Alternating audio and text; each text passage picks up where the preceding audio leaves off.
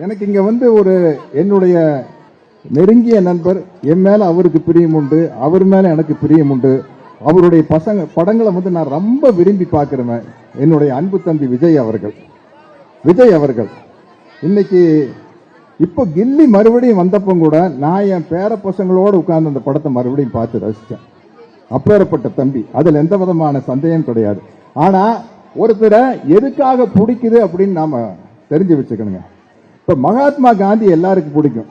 ஏன் பிடிக்கும்? நம்ம இந்தியாவுக்கு சுதந்திரம் வாங்கி கொடுத்தார். தந்தை பெரியார ரொம்ப பிடிக்கும். ஏன் பிடிக்கும்? பகுத்தறிவு சிந்தனையை ஊட்டி வளர்த்தினாரு, பெண்கள் விடுதலைக்காக பாடுபட்டாரு, ஜாதி ஏற்றத்தாழ்வு ஒழித்து எல்லாருக்கும் கல்வி கிடைக்கணும், எல்லாத்துக்கும் வேலை வாய்ப்பு கிடைக்கணும்னு ஆசைப்பட்டாரு, அதற்காக போராடினாரு. அதற்காக தந்தை பெரியார பிடிக்கும். அந்த தந்தை பெரியாரின் வழிவந்த பேரறிஞர் அண்ணாவையும் அதே காரணத்துக்காகத்தான் பிடிக்கும்.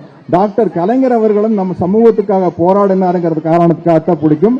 இப்பொழுது முதலமைச்சராக இருக்கும் நம்முடைய மு.க. ஸ்டாலின் அவர்கள் நமக்காக போராடுறாருங்கிற ஒரு காரணத்துக்காகத்தான் அவங்களை பிடிக்கும்.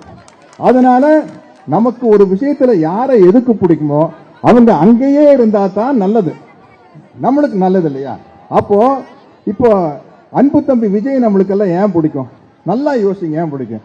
அழகா இருக்கிறாரு, சூப்பரா டான்ஸ் ஆடுறாரு, சூப்பரா ஃபைட் பண்றாரு, அவர் படங்கள்லாம் பார்த்தா ஜாலியா இருக்கும். அதனால நம்மளுக்கு அவரை பிடிக்குது. அப்ப நம்ம என்ன செய்யணும்? அவர் சினிமாலேயே நடிச்சிட்டு இருக்கிற மாதிரி பண்ணணும். அப்பதான் நம்மளுக்கு சந்தோஷம். அவர் சினிமாலேயே நடிச்சிட்டு இருந்தா தான் இல்லைங்க. இல்ல, எனக்கு விஜய் படம் பார்க்காம தூக்கம் வராதுங்க. அவர் பாட்டுக்கு அரசியல் பண்ணிட்டாரு, நான் என்ன பண்றது? எனக்கு அவர் சினிமாலேயே நடிச்சிட்டு இருக்கணும். சினிமாலேயே நடிச்சிட்டு இருக்கணும்னா என்ன பண்ணணும்? அவர் நம்ம மறுபடியும் சினிமாக்கே அனுப்பிச்சு விட்டுறணும். அனுப்பிச்சு விட்டா தான் நான் நடிச்சுட்டு இருப்பாரு. நம்மளுக்கு ஒரு என்டர்டெயின்மெண்ட் கிடைக்கும் இல்லைங்களா? நம்மளுக்கு ஒரு பொழுதுபோக்கு கிடைக்கும் இல்லைங்களா? அதனால தான் சொல்றேன். எனக்கு